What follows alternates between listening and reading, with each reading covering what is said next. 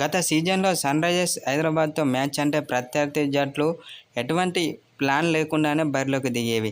కానీ IPL 2024లో SRH అంటే ప్రత్యర్థి వెన్నులో వణుకు పుడుతుంది. విజయం గురించి ఆలోచించకుండా పరువు పోకుంటే చాలు అనే రీతిలో ఇతర జట్లు ఆలోచిస్తున్నాయి.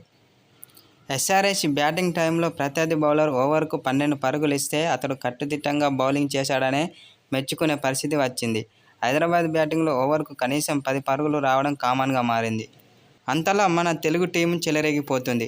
ఆర్సీబీ జట్టు 262 స్కోర్ చేసి టాప్ జట్టుగా ఉండగా కొద్ది రోజుల వ్యవధిలోనే సన్రైజర్స్ ఏకంగా 3 సార్లు బ్రేక్ చేసింది ఈ రికార్డును.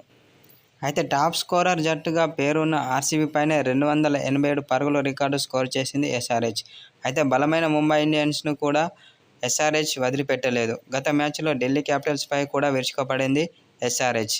దీంతో హైదరాబాద్ జట్టుతో ఆదివారం చెపాక్ వేదికగా జరగనున్న మ్యాచ్కి చెన్నై సూపర్ కింగ్స్ ఇప్పుడే ప్లాన్లు వేసుకుంటుంది. ఎటువంటి రికార్డులు సమర్పించుకోకుండా ఎస్ఆర్హెచ్ బ్యాటర్లను కంట్రోల్ చేయాలని చెన్నై సూపర్ కింగ్స్ చూస్తుంది.